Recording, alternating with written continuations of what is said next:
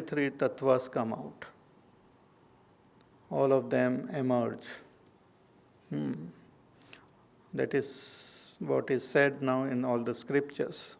These are not something which we can see and all, but these are indicated in our scriptures by these great wise people.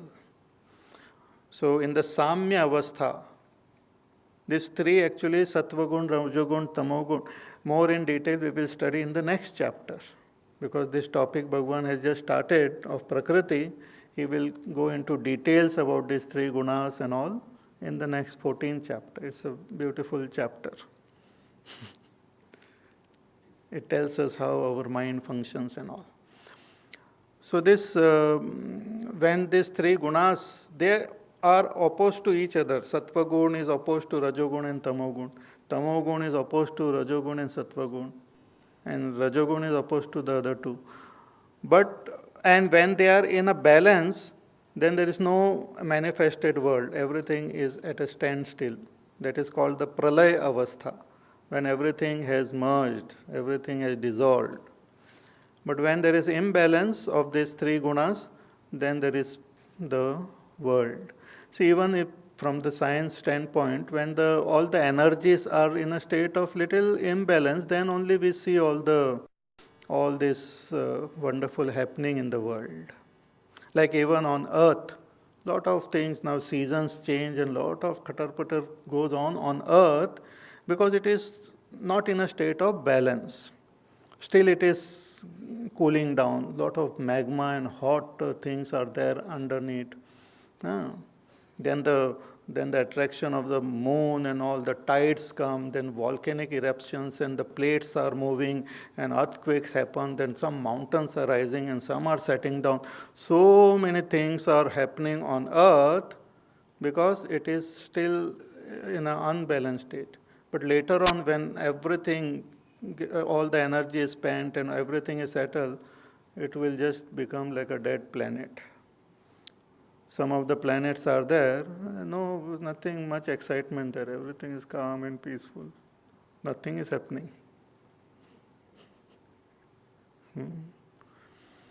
So when the three gunas are in a state of flux, in a state of imbalance, then the world is seen to function, and when they are again into balance, then the whole world dissolves. So this vikar, the different modification of Prakriti and the gunas, Rajogun, Tamogun and Sattvagun, all of them are born from Prakriti. Prakriti Sambhavan. They are born from Prakriti.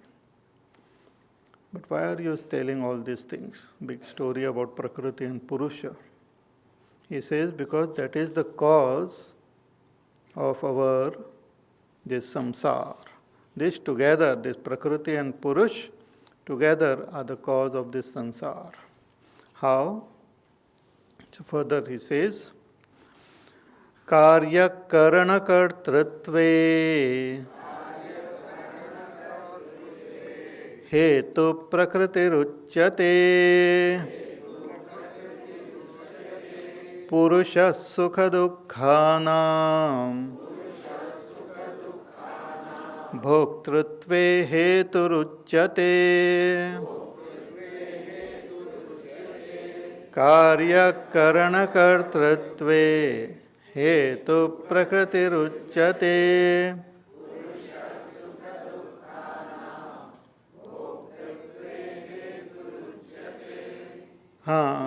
Hetu means the cause.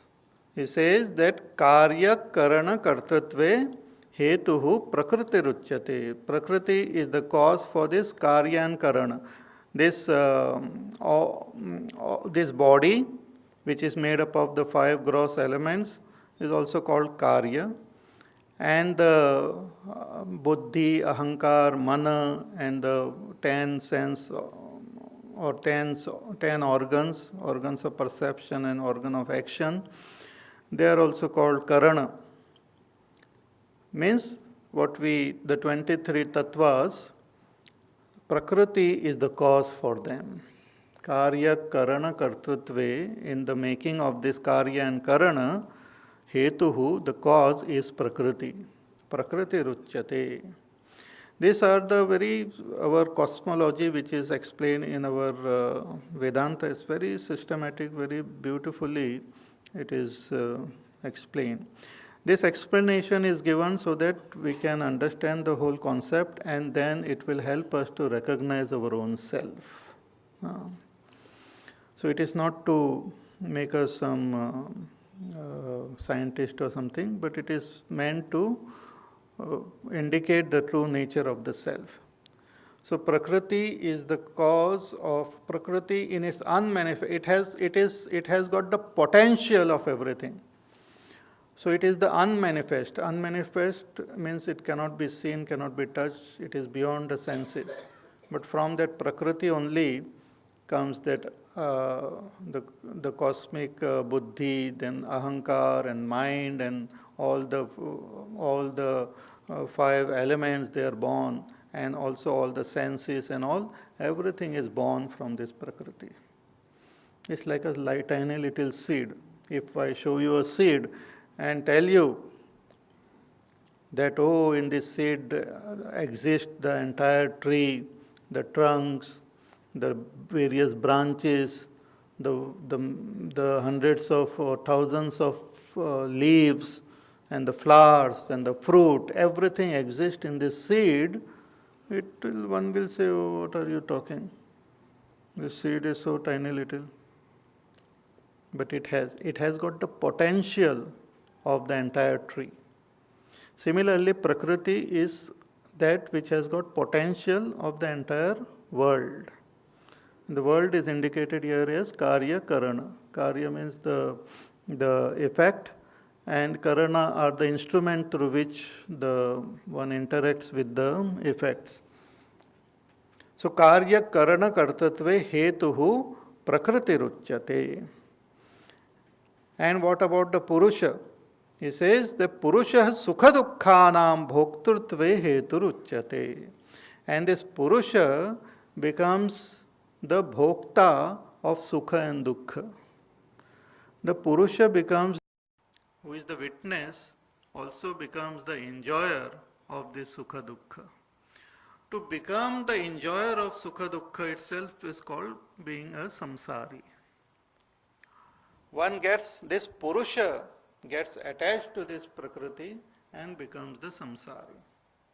It is like the light of the sun, which is nameless, formless. It gets attached to the moon and then becomes the enjoyer of the moon.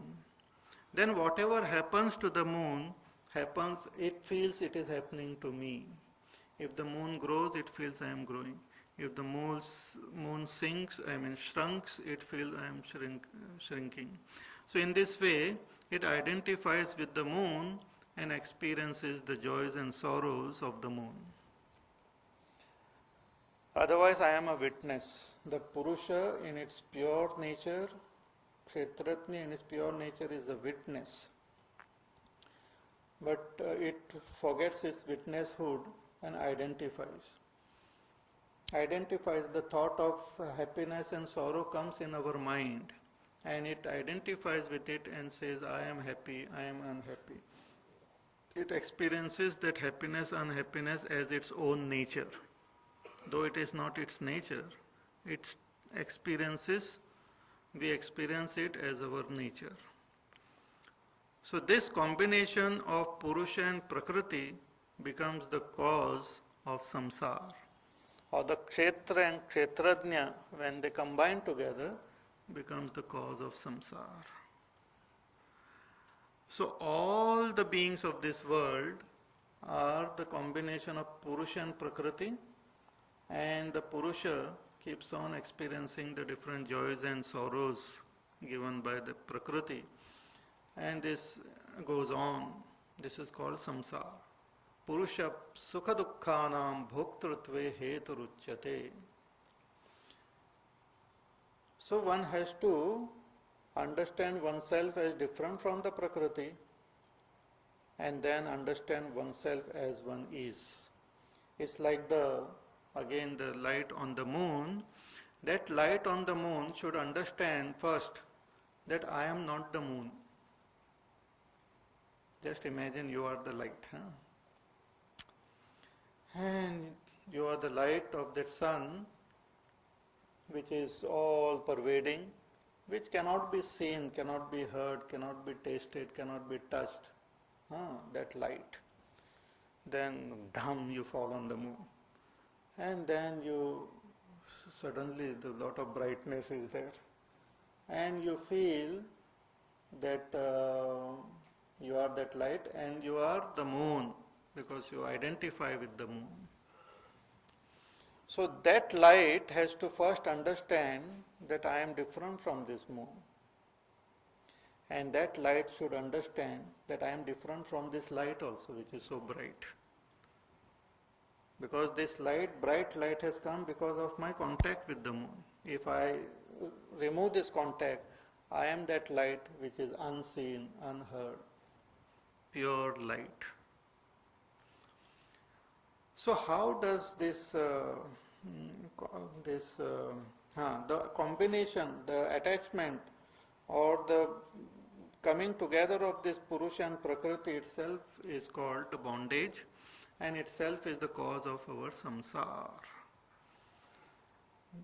This will become more clear now. Already it must have become clear, but now it will become more clear in the next verse. Purusha prakristho hi bhungte prakriti jan gunan karanam gunasangosya sadasadyo nijanmasu purusha prakristho hi bhungte prakriti jan gunan karanam gunasangosya sadasadyo nijanmasu. So this Purusha, that means that pure, that I am, that is called Purusha. So subjectively we should it is not a theory, but it is what we are experiencing. So that your feeling that I am, I exist, that is called Purusha. It has got nothing to do with Stri and Purush. The Stri also experiences I am, the Purush also, the man also experiences I am. That I am is called Purush. So I am, I exist, pure, I am. So this Purusha, Prakritistohi, I am seated in this body, which is the Prakriti and the manifestation of the Prakriti, modification of Prakriti. Seated in the Prakriti, bhungte, enjoys Prakriti jan gunan, the gunas, the three gunas, sattva gun, rajogun, tamogun, and their expression as sukha, dukkha, labh, hani, jay, parajay. All these are expressions of this these gunas only. This Purusha becomes the enjoyer of that. And karanam guna sangosya, and this cause of identifying with the Prakriti and enjoying the sukha dukkha, the joys and sorrows, becomes the cause for sadasad yoni janmasu, for our janma in various types of yonis, in various types of life forms. This becomes the cause for our various lives which we take. Now let us try to comprehend this more clearly. See, like this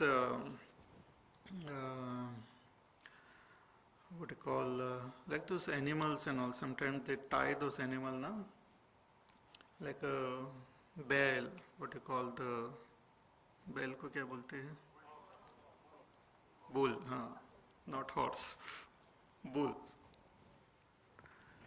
Bull, if that bull is nice and docile and all, you can just tie a rope around its neck.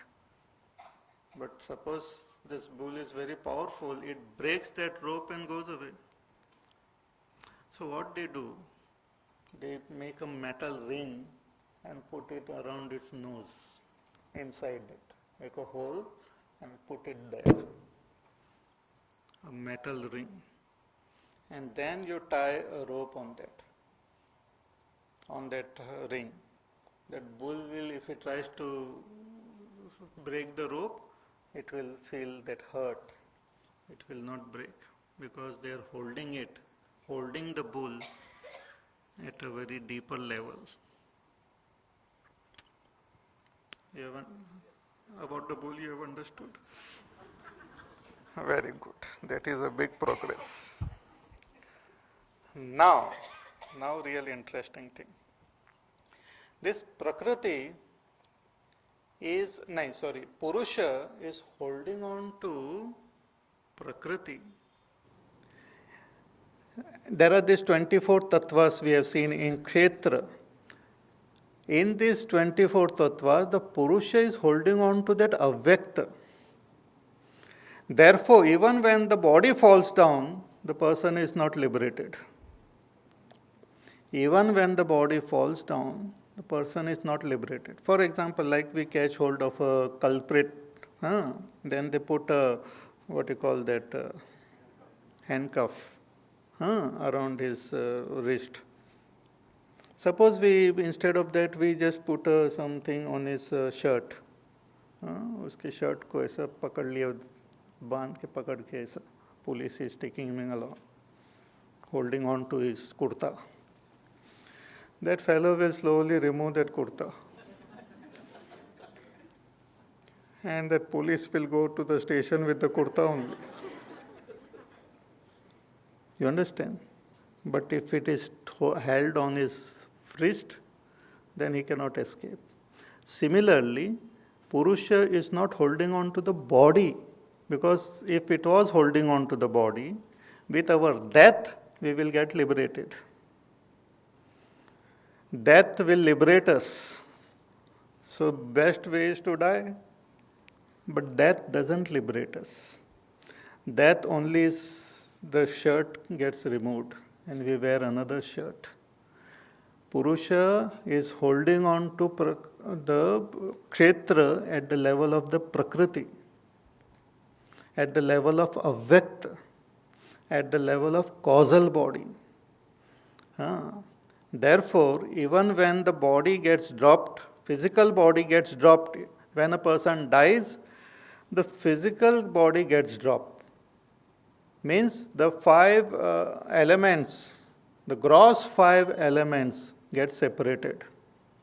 But the subtle 5 elements, the 10 senses, the mind, the intellect, the ahankar, and the avyakta is still there. Therefore, this cause is still there, so it produces another body for itself.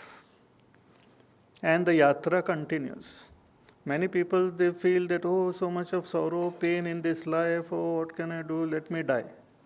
So they die, and they die means only the outer dress is removed. But immediately, as soon as the outer dress is removed, Prakriti gives them another dress. ये लो ये पहन के देखो कैसा लगता है. Prakriti can produce as many dresses as you can imagine. Infinite. It is the very source of everything. It has got infinite potential. It can produce infinite births. Aneka janma. Not 1 or 2, but aneka. It has got that potential. So when that one is dropped, another comes. So Purusha